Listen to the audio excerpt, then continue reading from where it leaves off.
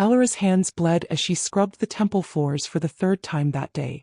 High Priestess Mara stood over her with arms crossed and a sneer twisting her pale lips. You missed a spot near the altar. Do it again. And this time, do not let your cursed hands touch the sacred stones. Elara did not respond. She had learned long ago that speaking only made things worse. She dipped her brush back into the freezing water and continued scrubbing. Her knees ached from hours of kneeling on the hard stone. Her back still bore the welts from yesterday's beating. But she kept her head down and her mouth shut. She had survived 21 years this way. She would survive another day. Look at you, Mara said with disgust dripping from every word. Found at the dead tree like garbage left to rot. Your mother did not even care enough to leave you somewhere decent. She abandoned you at a symbol of death and decay. The other servants whispered among themselves as they worked. Elara heard their words even though they thought she could not. Cursed child. Bad omen. Should have been left to die. She had heard it all before. Every day of her life. My daughter Seraphine will be leading the moon ceremony tonight, Mara continued. You will scrub every inch of this temple until it shines. If I find even a speck of dust, you will spend the night in the punishment cells without food. Mara swept away, her robes trailing behind her like a queen's train. The moment she disappeared, the other servants relaxed. One of them, an older woman named Bet, moved closer to Elara. Here, Bet whispered, pressing a piece of bread into Elara's hand. You need to eat something. Elara took the bread gratefully. Bet was the only person in the temple who showed her any kindness, and even that kindness came in secret. Thank you. Why do you stay? Bet asked quietly. You could run. Disappear into the villages. No one would look for you. Elara had thought about running countless times. But where would she go? She had no family, no money, no skills beyond scrubbing floors and taking beatings. The temple was a prison, but at least it was a prison with walls and a roof. I have nowhere else to go, Elara said. Bet's expression softened with pity. She opened her mouth to say something else, but footsteps echoed through the corridor. She hurried away before anyone could see her talking to the cursed girl. Elara continued scrubbing. Hours later, when the moon rose full and bright over the temple, Elara finally finished her work. Her hands were raw and bleeding.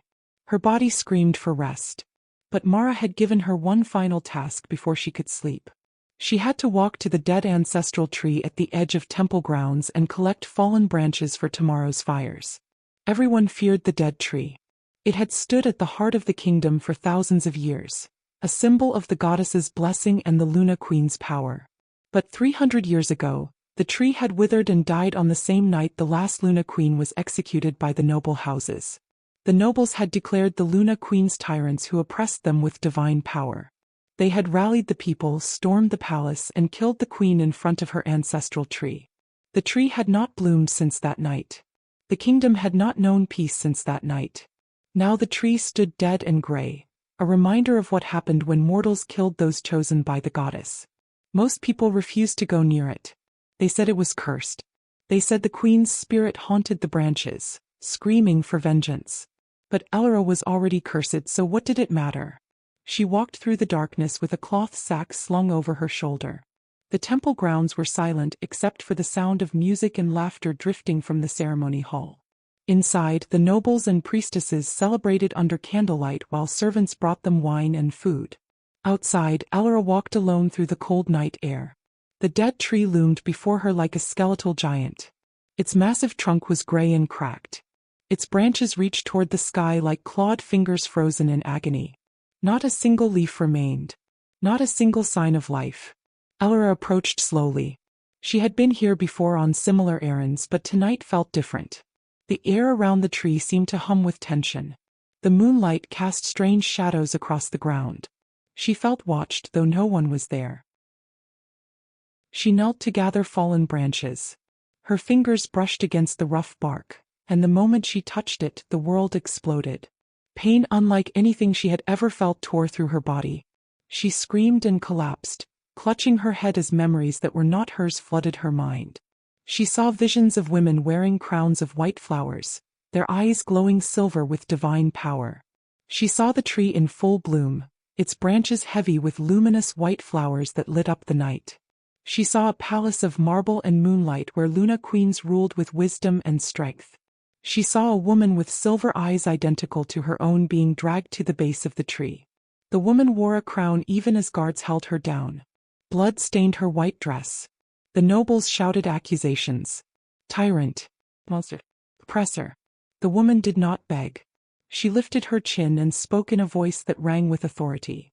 You fear what you cannot control. You destroy what you cannot dominate. But mark my words. The Moonborn will return. She will restore what you have broken.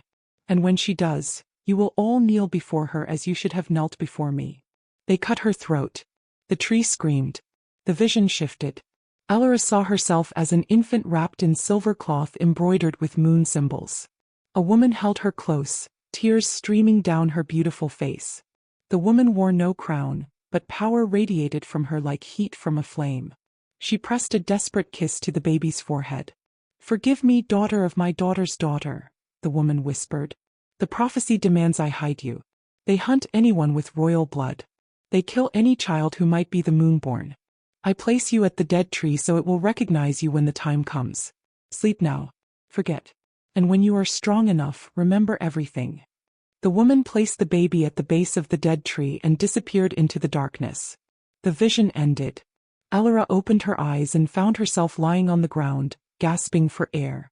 Her entire body trembled. Her heart pounded so hard she thought it might burst from her chest. But she understood now. She understood everything. She was not cursed. She was the Moonborn. She was the prophesied Luna Queen who would restore balance to the kingdom. And everyone who had ever heard her had done so because they feared this moment. Rage erupted inside her like a volcano. Not the cold, helpless rage of a victim, but the burning rage of someone who had been robbed of everything. Her childhood. Her identity. Her power. Her birthright. They had stolen it all and made her believe she deserved the abuse. She stood on shaking legs and pressed both hands against the tree trunk. I remember, she said through gritted teeth. I remember who I am. I remember what was taken from me. And I will take it all back. Power exploded from her in a wave of silver light that illuminated the entire temple grounds. The dead tree shuddered beneath her hands.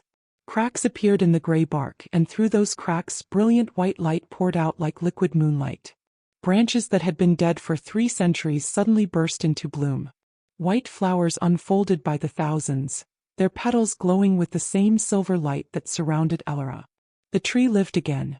And so did she. Inside the ceremony hall, every candle went out at once.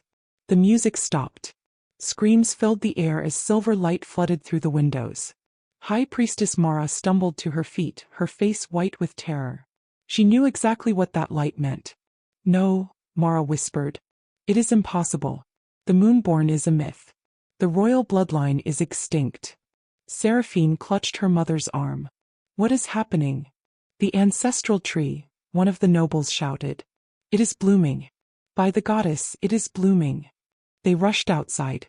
Dozens of them, nobles and priestesses and servants, all pouring into the courtyard to witness the impossible. The dead tree blazed with silver light and white flowers. And standing at its base, glowing like a star fallen to earth, was Elora. Mara's face twisted with rage and fear. Seize her. She is a witch. She has defiled the sacred tree with dark magic. Guards rushed forward with their weapons drawn. But before they could reach Elora, roots exploded from the ground beneath their feet. The tree's roots, alive and powerful after centuries of dormancy, wrapped around the guards' legs and held them in place. They struggled and shouted, but the roots would not release them. Elora turned to face Mara. Her eyes blazed with silver light. Power crackled around her like lightning. She was done being afraid. She was done being small. She was done letting people like Mara dictate her worth. You knew, Elora said. Her voice resonated with authority that made everyone present shudder. All these years you knew what I was. That is why you beat me. That is why you tried to break me. You were afraid of this moment. Mara's composure shattered. You are nothing. An abandoned bastard with delusions of grandeur. The Luna Queens were monsters who oppressed the noble bloodlines with tyrannical power. We executed the last one for good reason. If you claim that cursed bloodline, you will face the same fate. Then come and execute me, Elora challenged. If you believe the Luna Queens were monsters, prove it. Face me yourself instead of hiding behind guards and lies. Mara grabbed a ceremonial dagger from one of the frozen guards. Her hands shook, but hatred gave her courage. She lunged at Elora with the blade aimed at her heart. Elora did not move. She simply raised one hand, and the dagger stopped in midair as if it had hit an invisible wall. Silver energy crackled around the blade. With a flick of her wrist, Elora sent the weapon flying into the stone wall of the temple, where it embedded itself so deep that only the handle remained visible. "I am done being your victim," Elora said quietly. "I am done living in fear. I am the moon-born daughter of the Luna Queen bloodline, and I will not bow to people who murdered my ancestors and tried to murder me." She turned her back on Mara and walked toward the temple gates. The crowd parted before her like water. No one dared to touch her. No one dared to speak. "Stop her!" Mara screamed. "Someone stop her. She cannot be allowed to leave." But no one moved. They had all seen the tree bloom. They had all felt the power radiating from Elora. And deep in their bones, in the part of them that remembered the old ways, they recognized what she was. Elora walked through the gates and into the darkness beyond. She did not know where she would go. She did not know what would happen next. But she knew one thing with absolute certainty. She would never be powerless again. 300 miles to the north, in the obsidian fortress that crowned the highest mountain in the kingdom, Alpha King Kale Theron woke from a dead sleep with a roar that shook the castle walls.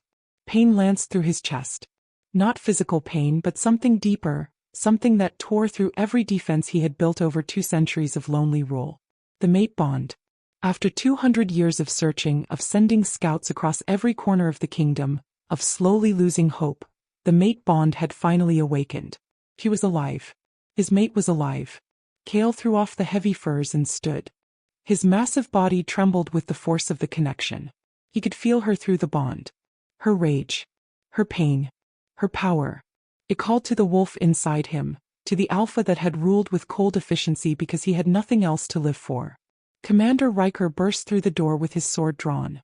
"My lord, we felt the disturbance. What has happened? Are we under attack?" Kale's eyes blazed gold as his wolf surged to the surface. "Assemble the elite guard. We ride south immediately. Full speed. No delays." Riker lowered his sword in shock. In 200 years of service he had never seen his king lose control. Kale was famous for his icy composure, his calculating mind, his ability to make brutal decisions without hesitation. But right now Kale looked wild. Desperate. "My lord, what is happening?" "The mate bond," Kale said through gritted teeth. His claws extended as his wolf fought for dominance. "She is awake. She is calling to me. And if anyone tries to stop me from reaching her, I will tear them apart with my bare hands." Riker's eyes widened. Every wolf in the kingdom knew the Alpha King had been searching for his mate for 2 centuries. Some believed she did not exist. Others believed she had died before the bond could form. But no one had dared suggest Kale give up hope. "How do you know where she is?" Riker asked. Kale pressed a hand to his chest where the bond burned like a brand. "I can feel her. Near the lunar temple. He is in danger. He is afraid. And she is powerful. By the goddess, Riker, she is the most powerful thing I have ever felt." He strode from the room. His elite guard assembled in minutes, 12 of the deadliest warriors in the kingdom. They did not ask questions. They simply followed their king into the night. Kale pushed his wolf harder than he ever had before. They covered ground at a speed that would have killed normal wolves. Trees blurred past. The wind screamed in their ears. But it was not fast enough. The bond pulled at him, urgent and desperate. Something was wrong. She was running. He was in pain. "Faster," Kale snarled at his guard. "We must move faster." They had been riding for hours when Riker called out, "My lord, there is smoke ahead. Something is burning." Kale's blood turned to ice. He pushed his wolf into a full sprint, leaving his guard behind.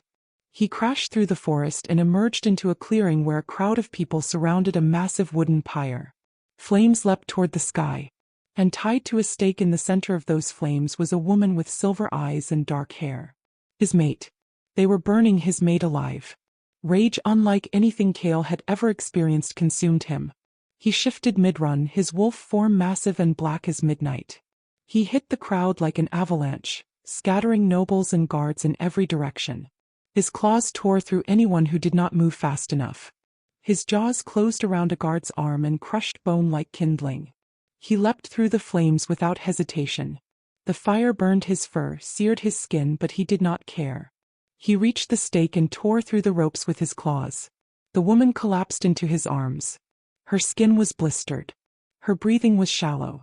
But she was alive. Kale cradled her against his chest and leapt back through the flames. His elite guard had arrived and formed a protective circle around them. They held their weapons ready, daring anyone to approach. Kale shifted back to human form. He knelt in the dirt with his mate in his arms, his heart pounding with terror. He was so small.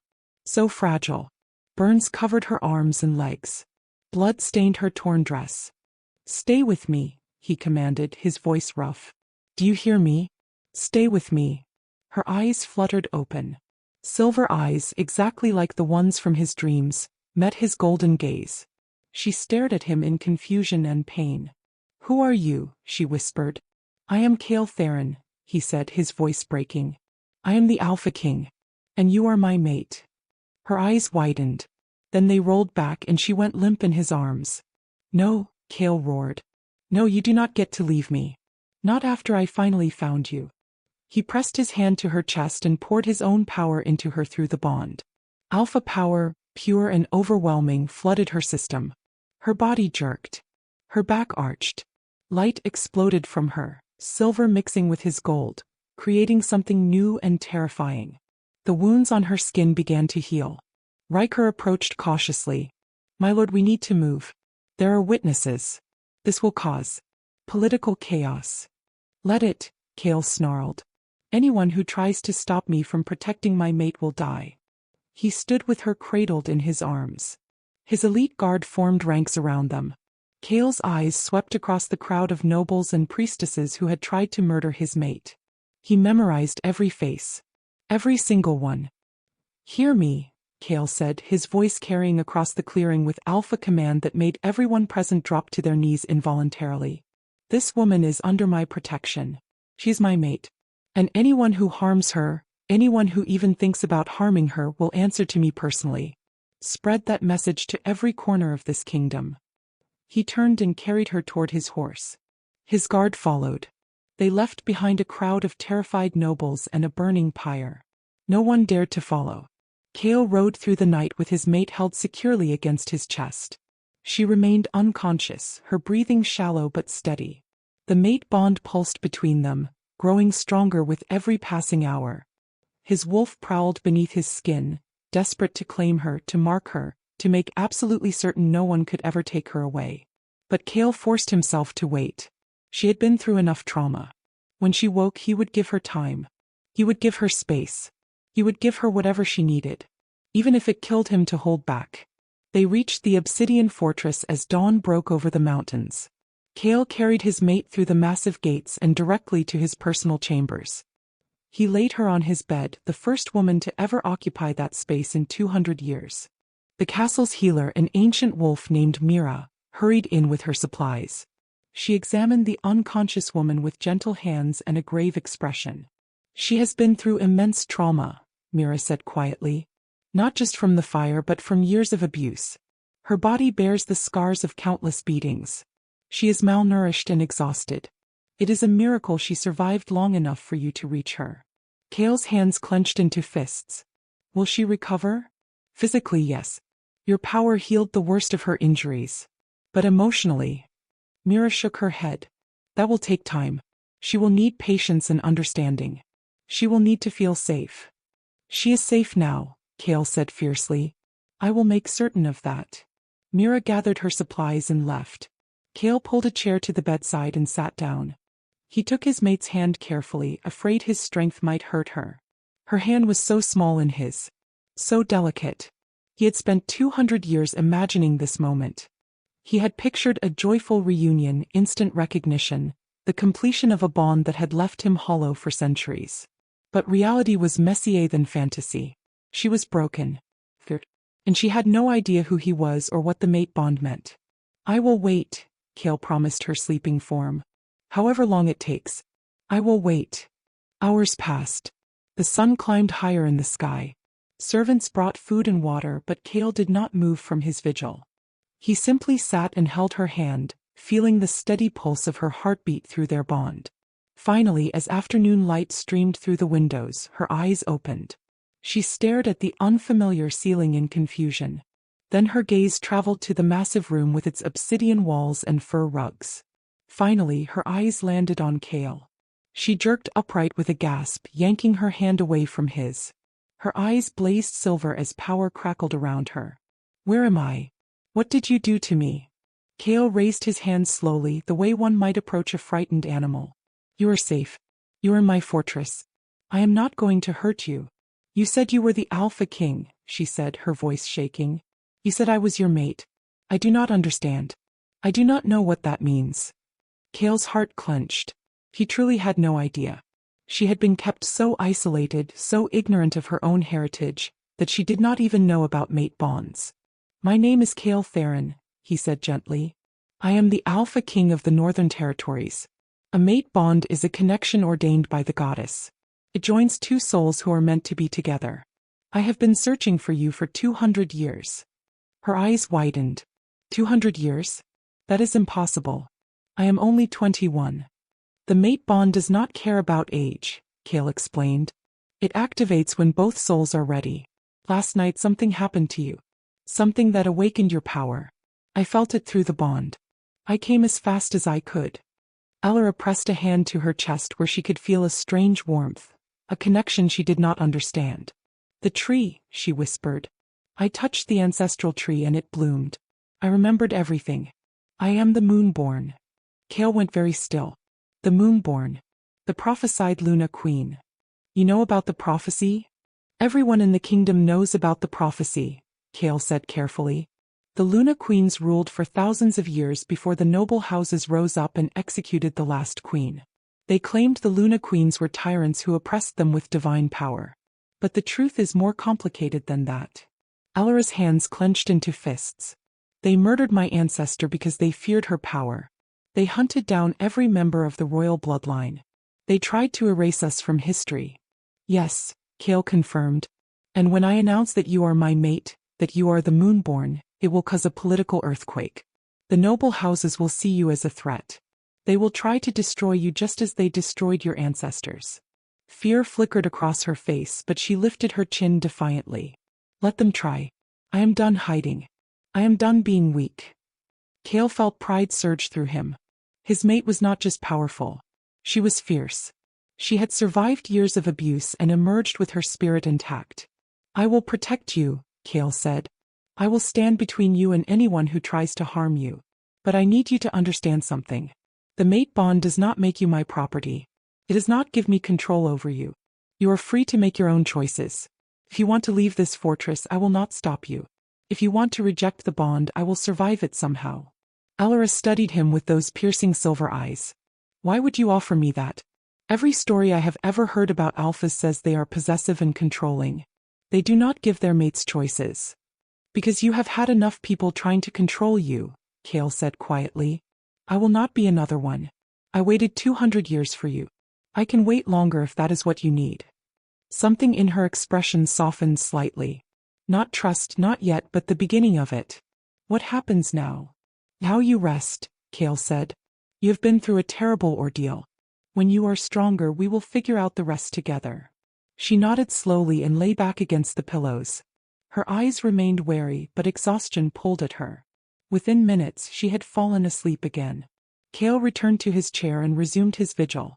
Riker appeared in the doorway, his expression grave. "My lord, the noble houses have sent messengers. They demand an audience. They want to know why you attacked citizens at the Lunar Temple." "Tell them I will grant an audience in 3 days," Kale said coldly. "And tell them to choose their words very carefully when they speak to me. I am not in a forgiving mood." Riker hesitated. "My lord, there is something else. Word has spread about the ancestral tree blooming. People are saying the Moonborn has returned. The noble houses are terrified." "Good," Kale said. "They should be." Over the next 3 days, Elora slowly regained her strength. Kale remained nearby but gave her space. He answered her questions about the kingdom, about Wolf Society, about the mate bond. He was patient and careful, never pushing, never demanding. But he could feel her watching him, studying him, trying to figure out if he was truly different from the people who had hurt her. On the third day, as Elora stood by the window looking out at the mountains, she finally spoke the question that had been haunting her. Why did they hate me so much? Why did they beat me and starve me and try to burn me alive? I never did anything to them. Kale moved to stand beside her. He kept a careful distance between them, respecting her space. They hated you because they feared you. The Luna Queens were more powerful than any alpha, any noble, any force in the kingdom. They could not be controlled. They could not be dominated. And people who crave power cannot tolerate anything they cannot control. So they killed them, Elora said bitterly. They murdered women who had done nothing wrong except be born with power. Yes, Kale agreed. And they rewrote history to make themselves the heroes. They convinced the kingdom that the Luna Queens were tyrants. They destroyed every record, every truth, until only lies remained. Elora turned to face him. Her silver eyes blazed with determination. Then I will restore the truth.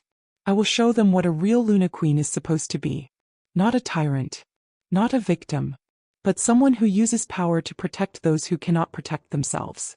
Pride flooded through Kale. Then I will stand beside you. As your mate. As your king. As your partner. She searched his face for a long moment. Then slowly she reached out and took his hand. The moment their skin touched, the mate bond flared to life. Golden and silver light exploded around them, filling the room with warmth and power. Elora gasped. What is that? That is us, Kale said softly. That is what we become together. The light faded slowly, leaving them standing in the darkened room, hands still clasped. Elora did not pull away this time. She held on as if testing the connection, learning to trust it. I am not ready for everything, she admitted quietly. I am not ready to be claimed or marked or whatever it is that mates do.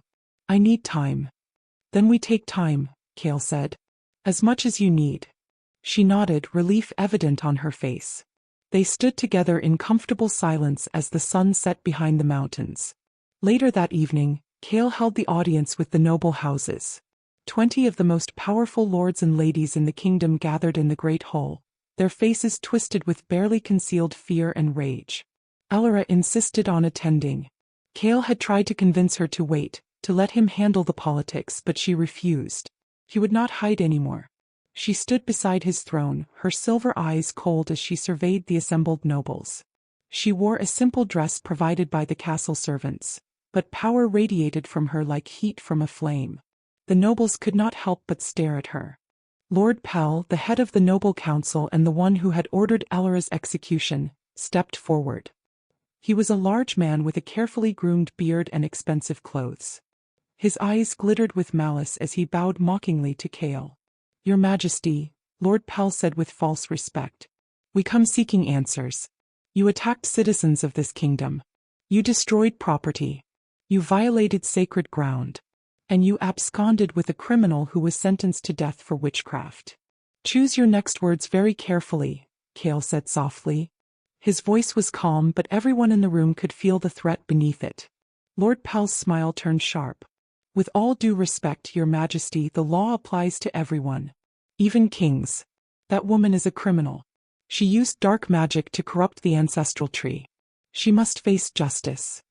That woman is my mate, Kale said, his voice dropping to a growl. She is the Moonborn. She is the prophesied Luna Queen. And she is under my protection. Anyone who threatens her threatens me. The room exploded into chaos. Nobles shouted over each other. Some claimed the Moonborn was a myth. Others insisted Luna Queens were extinct. A few looked genuinely terrified.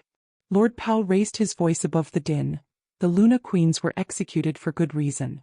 They were tyrants who oppressed the noble bloodlines with unchecked power. If this woman claims that cursed heritage, she is an enemy of the kingdom. Elora stepped forward before Kale could respond. Her voice rang out clear and strong, silencing everyone instantly. You call my ancestors tyrants, but what would you call yourselves? You burned me alive for the crime of being born. You beat me and starved me for 21 years because you feared what I might become. Tell me, Lord Pell, which one of us is the real tyrant? Lord Pell's face flushed with rage. You are an abomination. A stain on our kingdom. If King Kale refuses to execute you, then he is unfit to rule. The temperature in the room dropped. Kale rose from his throne, his eyes blazing gold. His alpha power flooded the hall, so overwhelming that every wolf present dropped to their knees involuntarily. Even the strongest lords could not resist the command. "You dare," Kale said quietly, each word dripping with lethal promise. "You dare to question my rule. You dare to threaten my mate. You dare to stand in my hall and issue ultimatums." Lord Pell struggled against the alpha command, his face red with effort. "The noble houses will not accept this. If you insist on protecting that creature, we will have no choice but to take action." "Then take it," Kale said. "Raise your armies. Rally your allies. Come at me with everything you have, and I will crush every single one of you beneath my heel." He released the alpha command. The nobles stumbled to their feet, gasping for air. "Get out," Kale ordered. "All of you. And spread this message to every noble house in the kingdom. Ara is my mate. She is the Moonborn. She is your future Luna Queen. Anyone who harms her, anyone who plots against her, anyone who even thinks about threatening her will face my wrath." The nobles fled. They practically trampled each other in their haste to escape the king's fury. When the hall was empty except for Kale, Elora, and the elite guard, Elora finally spoke. "You just declared war on the entire noble class." "Yes," Kale said simply. "They will try to kill both of us. Let them try." Elora studied him for a long moment. Then she did something that shocked everyone in the room. She smiled. It was a small smile, barely there, but it transformed her face. "Good," she said. "I was hoping you would say that." Over the following weeks, political tension gripped the kingdom. The noble houses held secret meetings. Messengers rode between estates. Armies were quietly mobilized. Everyone could feel the coming storm. But Kale did not back down. He made public appearances with Elora at his side. He introduced her to his people as his mate and future Luna Queen. He dared anyone to challenge him. And Elora changed. She was no longer the broken girl who had scrubbed temple floors. She trained with Kale's elite guard, learning to fight and defend herself. She studied the kingdom's history, uncovering truths that had been buried for centuries. She practiced controlling her Luna powers, discovering abilities that terrified even Kale. She could heal with a touch. She could communicate with all wolves through a mental link, not just pack members. She could manipulate the natural world, making plants grow or wither at her command. She could see through lies and deception, her silver eyes piercing straight to the truth. She was everything the nobles feared. And Kale loved watching her bloom. Their relationship developed slowly. Elora remained wary of physical intimacy and Kale never pushed. But they spent hours talking, learning about each other, building trust. She told him about her years of abuse. He told her about 2 centuries of loneliness. They shared their fears and hopes and dreams. The mate bond grew stronger every day. One night, a month after Elora's rescue, they sat together on the balcony of Kale's chambers watching the moon rise. Elora leaned against his shoulder, a gesture that would have been unthinkable weeks earlier. "I can feel them planning," Elora said quietly. "The nobles. Through my Luna powers I can sense their intentions. They are going to attack soon." "I know," Kale said. "My scouts report that Lord Pell has gathered an army. 5,000 strong. They plan to march on the fortress and demand we surrender you for execution." Elora was quiet for a moment. Then she asked, "What would you do if they gave you a choice between me and your throne?" Kale turned to look at her. His golden eyes blazed with absolute certainty. "I would burn the throne myself and scatter the ashes. You are worth more than any crown." Tears gathered in Elora's eyes. "Why? You barely know me." "I know enough," Kale said gently. "I know you are strong and brave and kind despite everything they did to you. I know you want to protect people who cannot protect themselves.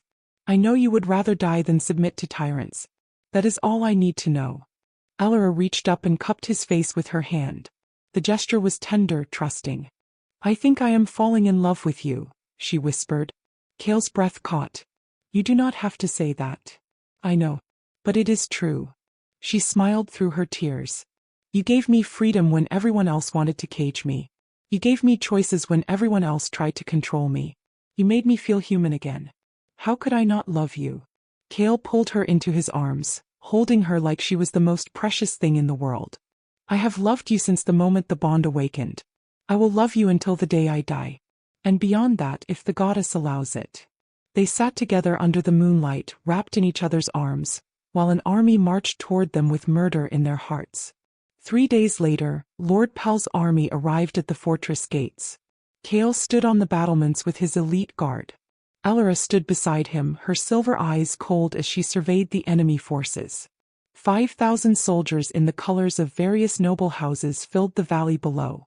Siege weapons and supplies stretched as far as the eye could see.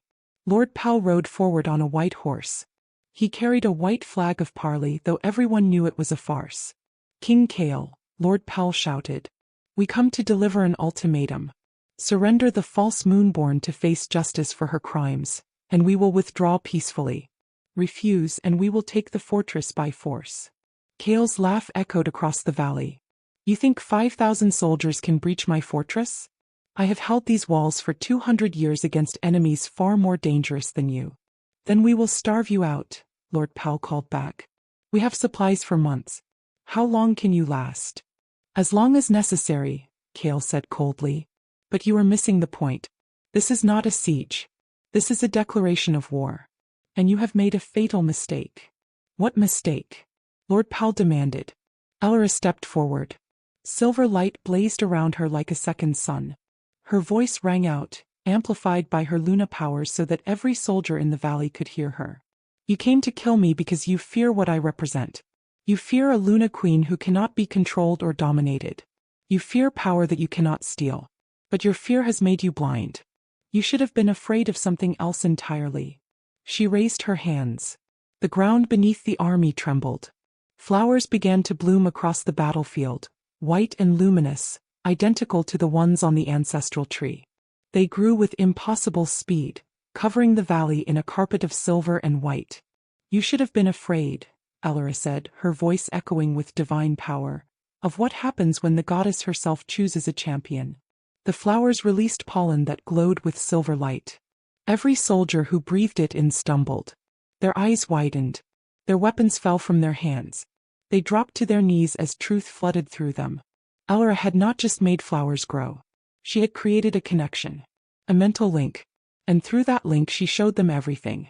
Every truth the nobles had hidden. Every lie they had told. Every crime they had committed. The soldiers saw visions of the last Luna Queen being executed not for tyranny but for refusing to let the nobles exploit the common people. They saw centuries of manipulation and control. They saw how the nobles had rewritten history to justify their power grab. And they saw Elora's memories. 21 years of abuse. Beatings. Starvation. The fire. The hatred directed at an innocent girl for the crime of being born. One by one, the soldiers turned their eyes toward Lord Pel. Rage replaced confusion. They had been lied to, manipulated, used as weapons against someone who had done nothing wrong. Lord Pel's face went white as his own army turned against him. No. This is witchcraft. Dark magic. Do not listen to her lies. They are not lies, one of his captains said, drawing his sword. We saw the truth. You sent us to murder an innocent woman. You would have made us complicit in your crimes. The captain advanced on Lord Pel. Other soldiers followed. Lord Pel turned his horse and tried to flee, but there was nowhere to run. His own men surrounded him. Please, Lord Pel begged. I was protecting the kingdom. The Luna Queens were dangerous. The only thing dangerous here is you, the captain said coldly. They dragged Lord Pel from his horse. They bound his hands. And they brought him to the fortress gates as a prisoner. Elora watched it all with calm detachment. She had not ordered his capture. She had simply shown the truth. The soldiers had chosen their own response. Kale looked at her with a mixture of awe and concern. That was incredible. And terrifying. Is that a problem? Elora asked. No, Kale said. But it proves something I have suspected since the moment I found you. You are not just powerful. You are more powerful than anyone realizes. More powerful than any Luna Queen before you. Elora met his gaze. Does that frighten you? It should, Kale admitted. But it does not. Because I trust you. I trust that you will use that power for good. She took his hand. Then we will face whatever comes next together. The gates opened. Lord Pal was brought before them in chains. He fell to his knees, his face a mask of terror. Please, he begged. Mercy. I was only trying to protect the kingdom. Elora studied him without sympathy. You were trying to protect your power. There is a difference. What will you do with me? Lord Pal asked. That is not my decision to make, Elora said. She turned to Kale. He committed crimes against you and your kingdom. You are the king. You decide his fate. Kale looked down at the man who had tried to murder his mate. Every instinct screamed for blood. For vengeance. But he forced himself to think clearly. Execution would make you a martyr, Kale said. Your allies would claim we were tyrants. Instead you will stand trial. Publicly. Every crime you committed will be exposed. Every lie you told will be revealed. And when the people see what you truly are, they will demand justice themselves. Lord Pal's face crumpled. He knew exactly what that meant. Exposure. Humiliation. The loss of everything he had spent his life building. Take him to the dungeons, Kale ordered. Comfortable quarters. I want him healthy enough to stand trial. The guards dragged Lord Pal away. The army outside the fortress had disbanded. Most of the soldiers were returning home, ashamed of the role they had almost played. A few approached the fortress gates and asked permission to speak with Elora. She met with them in the courtyard. They knelt before her, their heads bowed. Forgive us, Luna Queen, their spokesman said. We did not know the truth. We believed the lies we were taught. But now we see clearly. If you will allow it, we would like to swear our loyalty to you and King Kale. Elora felt tears prick her eyes. These men had been part of the army sent to kill her. But they had chosen truth over loyalty to corrupt lords. They deserved a chance at redemption. Rise, she said gently. You are forgiven. You were victims of manipulation just as I was. If you truly wish to serve, then help me build something better. Help me create a kingdom where power is used to protect, not oppress. The soldiers rose with tears of gratitude streaming down their faces.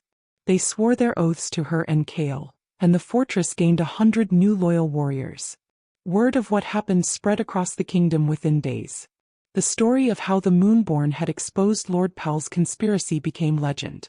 Some noble houses scrambled to distance themselves from Pal and pledge loyalty to Kale and Elora. Others doubled down on their opposition, convinced that a Luna Queen would mean the end of their power. Civil war loomed on the horizon. But Elora was ready. She spent her days training, learning, preparing. She established mental links with wolves across the kingdom who were loyal to her. She used her powers to heal the sick and help crops grow in barren fields. She showed the common people what a true Luna Queen could do. And slowly the tide turned. The people began to love her. They called her the Silver Queen, the Moonborn, the goddess's champion. They painted her image on banners and carved her symbol into their doorways. Kale watched her transform from frightened survivor to confident queen with pride that made his chest ache. The mate bond between them grew stronger every day. They had not completed the mating ritual yet. Elora still needed time to heal from her trauma. But Kale could wait. He would wait forever if necessary. One evening, 2 months after the failed siege, Elora found Kale in his private study. He was reviewing reports from his scouts, his expression grim. What is wrong? She asked. Kale looked up. Lord Harrow has declared himself in open rebellion. He has gathered an army and is marching on the capital. He claims I am unfit to rule because I allow a Luna Queen to influence me. Elora's hands clenched. How large is his army? 10,000 strong. Twice the size of Pal's force. And better trained. Then we will stop him, Elora said simply. This is not like before, Kale warned. Harrow is a seasoned military commander. He will not be swayed by truth or emotion. He wants power and he is willing to burn the kingdom to get it. Then we will burn him first, Elora said coldly. Kale studied her face. She had changed so much from the broken girl he had rescued. She was harder now, sharper. But he could still see the kindness beneath the steel. I love you, he said suddenly. Elora blinked in surprise. What? I love you, Kale repeated. And I need you to know that before we face what is coming, whatever happens, I want you to know that meeting you, protecting you, loving you has been the greatest honor of my life. Tears gathered in Elora's eyes.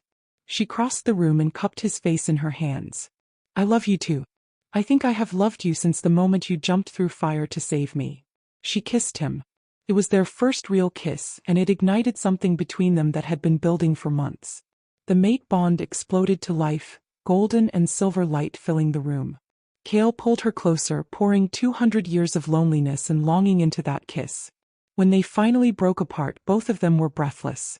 "I am ready," Elora whispered. "I am ready to complete the bond. I am ready to be yours completely." Kale's eyes blazed gold. "Are you certain? There is no rush. I can wait." "I do not want to wait anymore," Elora said. "I want to face the future knowing we are fully connected. I want to know what it feels like to be whole." Kale swept her into his arms and carried her to his chambers. The door closed behind them, and the mate bond that had waited 200 years finally completed itself. The next morning, Elora woke in Kale's arms with a mark on her neck that proclaimed her as his mate. She could feel him through the bond now, not just emotionally but physically. She knew where he was at all times. She could sense his feelings, his thoughts. They were two halves of the same soul, finally united. "How do you feel?" Kale asked, running his fingers through her hair. "Complete," Elora said honestly. "For the first time in my life I feel like I belong somewhere." Kale kissed her forehead. "You belong here. With me. Always." They dressed and emerged from the chambers to find Commander Riker waiting with urgent news. "My lord, my lady, Lord Harrow's army has reached the capital. They are demanding you surrender the Moonborn or face destruction. The city guard is holding them off, but they cannot last long against superior numbers." Kale's expression hardened. "Assemble the full army. We march within the hour." "There is one more thing," Riker said hesitantly. "Harrow has made a public declaration. He says if you do not surrender Lady Elora for execution, he will begin killing civilians. 10 every hour until you comply." Rage flooded through Elora. "He would murder innocent people to get to me?" "He is counting on your compassion," Kale said grimly. "He thinks you will surrender to save lives." "Then he does not know me at all," Elora said coldly. "Gather the army." "But I am going ahead." Kale grabbed her arm. "Absolutely not. You are not walking into a trap." "It is not a trap if I am the hunter," Elora said. Her eyes blazed silver. "Harrow wants the Moonborn, then he's going to get her. And he is going to regret ever learning my name." Before Kale could stop her, Elora shifted. Not into a wolf like normal shifters but into something else entirely. Her Luna powers transformed her into a creature of pure moonlight and shadow. She was massive, easily twice the size of an alpha wolf, with silver fur that glowed and eyes that burned like stars. She leapt from the battlements and ran toward the capital at impossible speed. Kale cursed and shifted into his own wolf form. He and his elite guard raced after her, but even his powerful wolf could not match her speed. She moved like lightning across the landscape. Elora reached the capital in under an hour. Harrow's army surrounded the city walls. They had built siege equipment and were preparing to attack. True to his word, Harrow had 10 civilians bound and kneeling in front of his army, ready for execution. Elora did not slow down. She crashed into the army line like a meteor. Soldiers scattered in every direction. She landed in front of Lord Harrow himself and shifted back to human form. Silver light blazed around her like wings. "You wanted the Moonborn?" Elora said, her voice resonating with divine power. "Here I am." Lord Harrow smiled coldly. He was a large man with battle scars covering his arms and a cruel gleam in his eye. "So the rumors are true. The false queen has some tricks after all. But tricks will not save you from steel." He drew his sword and thrust it toward her heart. Elora caught the blade with her bare hand. Blood dripped from her palm, but she did not flinch. Silver light crawled up the sword like vines and the metal began to crack. "You think weapons can harm me?" Elora asked softly. "I am chosen by the goddess herself. I am the Moonborn. And you are nothing but a small, cruel man who mistakes violence for strength." The sword shattered. Harrow stumbled backward in shock. Elora raised her hands and the ground beneath the army erupted. Massive roots burst from the earth, wrapping around soldiers and weapons. The roots were gentle but unbreakable. They held the army in place without crushing them. "You came here to kill innocents," Elora said, her voice carrying across the battlefield. "You threatened to murder civilians to draw me out. You proved exactly why Luna Queens are necessary. Someone must stand between tyrants like you and the people you would destroy. Harrow struggled against the roots. You are the tyrant. You and your kind ruled with unchecked power for thousands of years. No, Elora said. We ruled with responsibility. We used our power to protect, not to conquer. But you have convinced yourselves that anyone with more power than you is automatically a threat. Your fear has made you into the very monsters you claim to oppose. She walked through the restrained army until she reached the 10 civilians bound for execution. With a wave of her hand, their bonds dissolved. Go home, she told them gently. You are safe now. The civilians fled. The army watched in stunned silence. Kale arrived with his forces. He shifted back to human form and strode to Elora's side. His expression was furious. You could have been killed. But I was not, Elora said calmly. And now they see what I can do. Now they see why killing me is pointless. She turned back to address Harrow's army. I am giving you all a choice. The same choice I gave Pel's soldiers. You can continue to follow lords who use you as weapons for their own power. Or you can join me in building something better. A kingdom where power is used to protect. Where the strong defend the weak. Where no one is beaten or starved or burned alive for the crime of being born different. Silence fell across the battlefield. Then one soldier stepped forward. He knelt before Elora. I choose you, Luna Queen. Another soldier joined him. Then another. Within minutes, half of Harrow's army had knelt before Elora, swearing their loyalty to her. Harrow watched his army desert him with fury, twisting his features. You have doomed this kingdom. The noble houses will never accept you. They will fight you until their dying breath. Then I will outlive them, Elora said simply. I am immortal. I have all the time in the world to reshape this kingdom into something worthy of its people. She released the roots holding Harrow. You are under arrest for attempted murder, treason, and conspiracy to commit genocide. You will stand trial. And when you are found guilty, you will spend the rest of your life in a cell thinking about the choices that led you here. Harrow lunged at her with a hidden dagger. Kale moved with supernatural speed, catching Harrow's wrist and twisting until bones cracked. The dagger fell harmlessly to the ground. Touch her again, Kale said quietly, and I will forget I am a civilized king. They bound Harrow and took him prisoner. The city gates opened, and the people poured out to see the Moonborn who had saved them without spilling a drop of blood. They cheered her name. They threw flowers at her feet. They called her savior, champion, queen. And for the first time in her life, Elora felt like she had found her purpose. Over the following months, Elora and Kale consolidated their power. They held public trials for Lord Pel, Lord Harrow, and dozens of other nobles who had conspired against them. The trials were fair and transparent. Every crime was laid bare for the kingdom to witness. The guilty were sentenced not to death but to service. They would spend the remainder of their lives working to repair the damage they had caused. Building schools. Establishing hospitals. Creating infrastructure for the poorest regions of the kingdom. Some accepted their sentences with grace. Others raged and plotted revenge. But none could escape the justice Elora had decreed. The ancestral tree became a place of pilgrimage. Wolves traveled from across the kingdom to see the white flowers that bloomed year-round, a symbol of renewal and hope. Elora visited the tree often, sitting beneath its branches and feeling connected to the ancestors she had never known. She established sanctuaries for abused omegas and orphans, places where the powerless could find safety and healing. She founded schools that taught not just reading and writing, but critical thinking and questioning authority.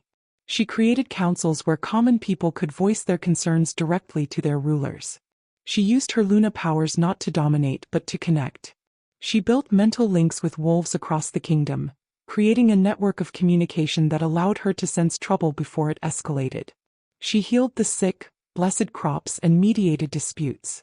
And she loved Kale with a fierceness that surprised them both. The mate bond was everything the old stories promised and more. They were partners in every sense of the word, balancing each other's strengths and weaknesses. 6 months after Elora's awakening, they held a coronation. Not just for Kale, who had ruled for 200 years without ceremony, but for both of them together. They were crowned Alpha King and Luna Queen in front of thousands of witnesses. Elora wore a crown of white flowers from the ancestral tree. She stood tall and proud, no longer the broken girl who had scrubbed floors. She was a queen. A leader. a force that would reshape the kingdom for generations to come. But even as she stood there accepting the cheers of her people, she knew this was not the end. This was only the beginning. The noble houses that remained opposed to her were regrouping. They were planning something. She could feel it through her Luna powers, a dark undercurrent of conspiracy and hatred. The final battle was still to come. That night, after the celebrations ended, Elora stood on the balcony of her chambers staring at the full moon. Kale came up behind her and wrapped his arms around her waist. "You are troubled," he observed. "I can feel them," Elora said quietly.